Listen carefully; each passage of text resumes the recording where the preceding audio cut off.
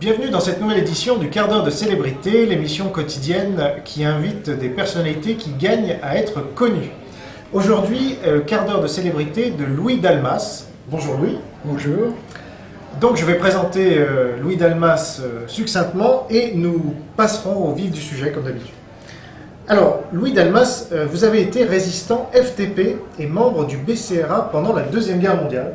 Donc déjà, félicitations. Oui, il y a longtemps. Il y a longtemps, mais c'est un grand honneur de vous avoir, ne serait-ce que pour cela. Alors, vous avez notamment fait imprimer dans la clandestinité le manuel du prisonnier de guerre et déporté, qui a été lu pendant longtemps en permanence à la BBC. Oui. À la Libération, vous êtes retrouvé à la tête d'un camp de 600 ex-prisonniers soviétiques abandonnés dans leur fuite par les Allemands, qui s'étaient regroupés donc, autour des soviétiques de votre maquis. En tant que journaliste, vous avez interviewé de nombreux chefs d'État, donc ça c'était après la guerre, hein, bien sûr, et vous avez été pendant 10 ans à la tête de l'agence de reportage photo la plus importante du monde. Voilà, Oui, qui s'appelait l'agence Dalmas, tout simplement. qui portait votre nom et qui a été revendue après à... Toutes les archives de l'agence Dalmas sont à l'agence SIPA. À SIPA, voilà, donc, qui est très connue évidemment aujourd'hui. Vous avez fondé et vous dirigez depuis 15 ans un mensuel indépendant et très anticonformiste, je dois dire, uniquement diffusé sur abonnement, consacré surtout aux affaires internationales, qui s'intitule BI. Et il s'appelait anciennement Balkan Info. Voilà. Et puis comme un peu l'intérêt mondial s'est un peu déplacé et sorti des Balkans, comme on n'a pas voulu se limiter simplement à ce petit créneau, on parle un peu de l'ensemble des affaires internationales sous le nom de BI. Je confirme, puisque j'ai moi-même écrit quelques articles. Alors, en tant qu'écrivain maintenant, vous êtes l'auteur de plusieurs livres, dont l'un a été longuement préfacé par un certain Jean-Paul Sartre, que certains de nos internautes connaissent peut-être. Alors, vos deux derniers ouvrages sont Le Crépuscule des élites, que j'ai eu l'honneur et l'avantage d'éditer. Donc, c'était en 2008. Et vous venez de sortir un nouveau livre qui s'intitule Le Bal des aveugles, aux éditions du Verjus. C'est ça ? Tout à fait. Un peu la suite et le complément du premier. Qui est la suite et le complément du premier, exactement. Alors, petite incise sur la Deuxième Guerre mondiale quand même, parce que on va fêter le 18 juin le 70e anniversaire de l'appel du général de Gaulle. Vous qui avez vécu la guerre, est-ce que vous connaissez déjà la thèse de l'historien Simon Epstein, qui explique que la plupart des antisémites avant-guerre sont passés dans la résistance et que la plupart des antiracistes avant-guerre sont passés dans la collaboration? Et qu'en pensez-vous? Les antisémites sont passés Oui. dans la résistance. Oui, ça peut paraître surprenant, mais donc cet historien israélien a écrit un livre qui s'appelle Le Paradoxe français, qui est sorti chez Albin Michel et dont aucun média n'a parlé. On essaiera de l'inviter d'ailleurs ici parce que c'est une thèse passionnante. Éric Zemmour en a parlé une fois lors d'une interview. En gros, il explique que la plupart des antisémites avant-guerre sont rentrés dans la résistance quand la guerre a été déclarée, parce qu'ils étaient plus anti-allemands qu'antisémites. Et, à contrario, la plupart des antiracistes, donc des gens de la LICRA notamment, sont passés dans la collaboration au moment de la guerre. Donc c'était qu'un antiracisme de façade, puisque la plupart sont devenus antisémites.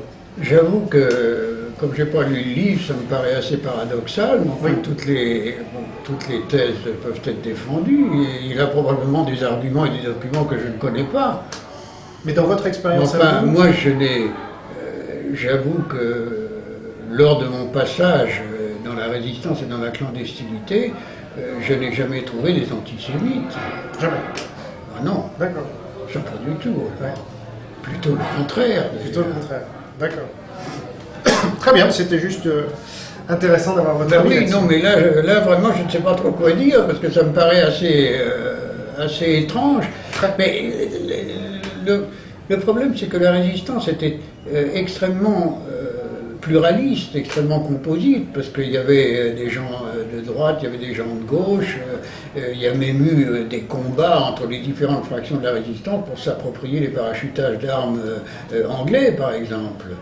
Et ça, moi j'ai vu des combats entre les FTP et puis les organisations de droite qui se disputaient un petit peu les parachutages. Et donc, on pouvait trouver un peu du tout. Il y avait une résistance d'extrême droite qui était évidemment extrêmement différente de la résistance d'extrême gauche. Ça, c'est certain. Donc, je suppose que cet auteur a dû trouver des documents et des choses qui justifient sa thèse. Tout à fait, oui. Je renvoie d'ailleurs à son livre, Le paradoxe français. Donc, c'est un grand historien israélien qui s'appelle Simon Epstein. Voilà. Alors, fermons cette parenthèse sur la Deuxième Guerre mondiale et venons-en à votre livre, et même à vos deux derniers livres, publiés quasiment dans la foulée. Donc, je rappelle Le Crépuscule des élites en 2008 et donc Le Bal des aveugles qui vient de sortir. Ma question est simple, qu'est-ce qui vous a incité à écrire un nouveau livre aussi rapidement après Le Crépuscule des élites, sachant que, de ce que j'en ai compris, ils sont quand même assez proches dans l'esprit? C'est un petit peu le développement de l'idée du premier. L'idée générale de ces deux livres, c'est qu'il y a un gouffre qui se creuse de plus en plus entre une petite pellicule de gens qui vivent au sommet de la société et qui vivent réellement sur une autre planète, et puis l'ensemble de la masse des gens, et que ce gouffre s'approfondit de jour en jour. Cette espèce de pellicule de bulle qui est à la tête de la société, vit dans un monde qui est totalement différent, dans un monde où on achète pour 106 millions de dollars un Picasso merdique de 1932. Enfin, je veux dire, c'est tout à fait extraordinaire. Ça n'a pas de commune mesure avec la vie quotidienne des gens. C'est complètement différent. Et alors, cette espèce d'abîme se creuse de plus en plus, et à mon avis, pour utiliser une expression un peu vulgaire, ça va péter un jour. Ouais. Ça va commencer à péter en Grèce d'ailleurs, et ça va continuer. Ça va prendre beaucoup plus de temps que la préparation de la Révolution française de 1789, parce que les moyens de communication et de propagande sont infiniment supérieurs aujourd'hui à ceux de la monarchie. Mais j'avais tenté d'ailleurs une sorte de petite comparaison entre le moment où il y a eu la révolution culturelle, des Lumières, de l'encyclopédie, etc., et le moment de l'éclatement de la Révolution française. Il s'est écoulé à peu près un demi-siècle, pas tout à fait. Bon. Entre mai 68, qui a été aussi une révolution culturelle importante, et la possibilité d'une explosion, ça fait à peu près un demi-siècle aussi. Ouais. On peut retrouver une sorte de cycle historique, mais ça va éclater plus tard à cause justement de ces moyens de propagande qui sont infiniment supérieurs à ceux de la monarchie, bien sûr. Très bien. Alors vous dites, c'est effectivement le cœur de votre thèse, qu'il y a un gouffre entre les élites et le bas peuple, ce qu'on a appelé la France d'en haut et la France d'en bas. Alors j'ai une question quand même, parce que est-ce que ce n'est pas paradoxal malgré tout de constater qu'avec le développement, et notamment le développement du libéralisme, on a une émergence de classe moyenne dans ce qu'on appelle les BRIC, donc le Brésil, la Russie, l'Inde et la Chine, qui représentent un mouvement qu'on appelle la mondialisation d'ailleurs, parce que tous ces gens-là sortent d'une pauvreté, d'une mortalité infantile, de conditions de vie complètement catastrophiques. Non, mais là je fais quand même une petite réserve tout de suite. Ces deux livres concernent notre monde occidental. Occidental, d'accord. Hein, c'est pas la totalité de l'univers, j'ai pas la prétention de faire des analyses sur la totalité de l'univers. Ça concerne surtout le monde occidental. Alors qu'est-ce qui se passe dans ce monde occidental? On assiste à 3 faillites retentissantes. La faillite du néolibéralisme capitaliste, qui a engendré un extraordinaire cancer de spéculation financière qui s'est greffé sur l'économie et qui n'a plus aucun espèce de rapport avec la fabrication de produits ou le travail. C'est vraiment une excroissance qui est complètement différente. Bon, ça c'est la première faillite. La seconde faillite, c'est la stratégie de guerre impérialiste américaine, c'est-à-dire qui est engagée dans des guerres qui sont comparables à celles du Vietnam et que l'Empire américain est en train de perdre. Et puis la troisième faillite, c'est celle de cette espèce d'Europe complètement artificielle qu'on essaye de nous imposer à partir de la tête, au lieu de construire quelque chose qui parte de la base. Donc l'Union européenne. Alors, oui. Alors, ces trois faillites, alors, qu'est-ce qu'on fait en présence de ces trois faillites? On trouve subitement des centaines de milliards qui émergent tout à coup alors qu'on les a refusés pour l'amélioration des conditions de vie des différents peuples. Et puis, qui correspondent évidemment à des emprunts, c'est-à-dire qui approfondissent le trou en fait, puisque ça consiste à mettre un pansement sur une jambe de bois, parce que ça ne fait que reculer l'échéance des différents emprunts qu'on a faits. Et puis, deuxième opération, on prétend faire un certain nombre d'économies ou de limitations de dépenses des États. Mais en fait, je ne sais pas si c'est un vieux proverbe, mais un vieux dicton qui dit c'est pas quand on arrête de creuser un trou qu'on le bouche. Bon, alors on arrête peut-être de creuser un peu le trou, mais c'est pas ça qui va le boucher. Et puis la troisième solution, c'est carrément d'étrangler les peuples. Alors là, le schéma est extrêmement simple. Vous avez des pirates dans le genre de Goldman Sachs ou d'organismes de ce genre qui vous volent tout votre argent. Bon, quand ils ont volé l'argent, ils vous le reprêtent. Et ils vous demandent de le rembourser avec des intérêts.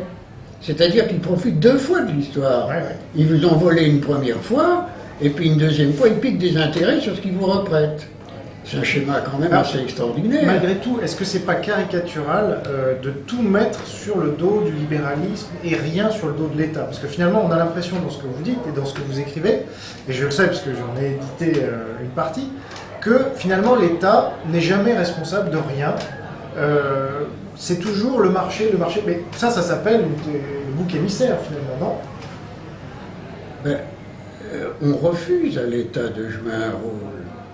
Le principe du capitalisme néolibéral et celui des super conservateurs américains dans le genre de Sarah Palin, etc., c'est de refuser totalement toute espèce d'intervention de l'État. Alors l'État ne peut pas faire grand-chose. Il y a eu au lendemain de la Seconde Guerre mondiale, on a pris un certain nombre de mesures qui étaient très intéressantes à l'époque. Bon, Roosevelt avait mis carrément sur la place publique le fonctionnement de Wall Street et a installé des systèmes de contrôle de la spéculation à l'époque qui ont été abolis par la suite, je crois en 1999 ou quelque chose comme ça, mais qui ont existé pendant un certain nombre d'années et qui ont considérablement limité la spéculation financière. Donc on rappelle, en effet, c'était distinguer les banques d'affaires et les banques de dépôt, en fait. Exactement. Bon, en France, c'est la même chose. Appliquant les résolutions du Conseil national de la résistance, il y a eu un certain nombre de décisions à la libération, de nationalisation des banques, etc., qui étaient vraiment le contrôle, le rôle de contrôle de l'État, et ça aussi, ça a été aboli d'ailleurs par Mitterrand et par, comment s'appelle, le père de la mère Aubry, Jacques Delors. Jacques Delors. Bon, tout ça, ça a été abandonné. Alors aujourd'hui, l'État ne contrôle pas le capitalisme, c'est le capitalisme qui contrôle l'État, en fait. Donc l'État ne peut pas tout, comme disait Jospin, selon vous. On ne veut pas qu'il fasse tout. Ouais, mais qui ne veut pas? Parce que l'État est responsable. On ne veut pas qu'il fasse même quelque chose. Ce n'est même pas une question de faire tout, d'ailleurs, mais il serait nécessaire que l'État intervienne quand même, dans une certaine mesure, que les États interviennent. Mais les États interviennent déjà pour mettre des impôts sur les peuples qui sont là insupportables. Ça, ils interviennent pour étrangler les peuples. Voilà. Alors ça, c'est merveilleux, parce que le système qui est appliqué à la Grèce, c'est quand même un système totalement infernal. Je ne sais pas combien de temps ça va durer, mais parlons-en justement. Parlons-en. Vous, par exemple, vous avez largement dépassé les 65 ans. On ne dira pas votre âge, parce que peu importe, mais voilà. En tout cas, vous êtes encore dans l'activité et vous vous en portez très bien. Donc, est-ce que vous comprenez cette revendication de certains que j'appellerais moi réactionnaires, parce qu'ils ne veulent pas changer les choses, et qui se bloquent, par exemple Martine Aubry, qui dit non, 60 ans, c'est le maximum. Est-ce que vous comprenez ça, alors que, bon, il y a une vie après 60 ans? Je dois dire que l'histoire des retraites, je n'ai rien compris. Ouais. Je n'ai rien compris à l'histoire des retraites. Je ne sais pas, c'était cette espèce de bataille autour de l'âge de la retraite. Je vois pas très bien quelle différence ça a dans le résultat final. Bon, on va sûrement m'expliquer que ça c'est vraiment, ce que je dis est idiot, mais c'est comme ça. Je ne comprends pas très bien le problème des retraites. Est-ce que pour vous, on doit pouvoir travailler sans limite d'âge? Ben, je trouve qu'on devrait pouvoir le faire. Ouais. Moi, je ne veux pas cacher mon âge, j'ai 90 ans. 90 ans. Bon, et je continue à travailler 10 heures par jour. Je fais mon journal tous les mois, j'écris des bouquins. Vous êtes venu ici en scooter, je me d'ailleurs. promène en scooter, etc. Donc je ne vois pas pourquoi je m'arrêterai de vivre à l'âge de 60 ou 65 ans. Et donc aujourd'hui, on envoie des gens, par exemple Luc Montagnier, le fameux chercheur, découvreur du virus du sida, à 65 ans, on lui a dit « Monsieur, dehors, vous avez dépassé la limite d'âge ». Vous comprenez ça? C'est absurde. Voilà, c'est absurde. Okay. Ah, ça, c'est complètement absurde. Les gens qui veulent continuer à travailler, qui peuvent le faire et qui sont compétents, ils devraient pouvoir continuer à le faire au service de la collectivité. Donc vous êtes pour plus de liberté, de choix en tout cas. Tout à fait. Très bien. Alors, nous arrivons au terme de ce quart d'heure de célébrité de Louis Dalmas. Et donc, je vais vous poser ma dernière question. Donc, traditionnellement, vous savez que c'est une question à laquelle on répond... Une coda venenum, comme on dit. Exactement. Alors, Daniel Cordier, vous connaissez Qui? Daniel Cordier, qui était le secrétaire de Jean Moulin. Non. Bon. Alors, il a écrit un livre de mémoire qui s'appelle Alias Caracalla, que je recommande. Et il était invité en 2009, le 22 août 2009, sur le plateau de Arrêt sur Image. Et Daniel Schneiderman lui a demandé quel serait votre combat actuellement. C'est-à-dire, vous êtes un combattant, quelle serait la chose pour laquelle vous combattriez aujourd'hui? Alors voilà ce qu'il a répondu. Ah, il y a beaucoup de choses. Par exemple, la destruction du voile pour couvrir les femmes. C'est une chose qui est une honte du genre humain pour moi. Voilà, et ça jusqu'à ma mort. Qu'est-ce que ça vous inspire? Écoutez, on fait de cette histoire du voile quelque chose... Moi, c'est extrêmement Je cite simple. Daniel Cordier. Moi, c'est extrêmement simple. Je suis agnostique. Ouais. Donc, je suis absolument contre la pénétration des religions dans la gestion de la société. Pour moi, les religions doivent rester un problème individuel, de conviction personnelle que je respecte, mais ne doivent pas mélanger le spirituel et le temporel. Bon, alors ça vaut pour toutes les religions. Aujourd'hui, la religion qu'on peut considérer comme la plus offensive, tout au moins dans certaines parties, c'est la religion islamique. Bon, mais on doit observer à son égard la position d'une laïcité totale et faire respecter tous les règlements qui appliquent cette laïcité. Mais justement, est-ce que vous seriez pour l'interdiction du voile dans l'espace public, comme en Tunisie, par exemple? Moi, je ne suis pas très partisan de faire une loi particulière pour ça. Il y a des règlements qui existent, il y a des lois qui existent, mais le problème, c'est de les appliquer. Il n'y a pas de loi pour le voile, simplement pas le voile intégral, mais juste le voile. Enfin, il y a des lois pour... par exemple, une femme ne se présente pas en bikini dans son bureau, par exemple. Bon, il y a c'est peut-être pas des lois, mais il y a des habitudes, il y a des règlements, il y a des choses, il n'y a qu'à les appliquer. Il faut obliger une femme, quand elle se fait examiner par un médecin, de se dénuder devant son médecin. Il y a des choses qui sont parmi nos habitudes et nos usages courants qu'il faut faire appliquer avec fermeté. Mais est-ce que c'est nécessaire de faire voter une loi particulière parce qu'il y a 2000 femmes en France qui veulent se balader complètement couvertes? Ça, je ne sais pas. Ça me paraît, on a l'habitude de faire des lois et des règlements pour n'importe quoi aujourd'hui. Et finalement, 50% de ces lois ne sont pas appliquées et ne correspondent à rien. Alors est-ce qu'il faut continuer à le faire? Moi, je ne trouve pas. Très bien. Ce sera le mot de la fin. Merci beaucoup, Louis Dalmas, d'avoir répondu à nos questions.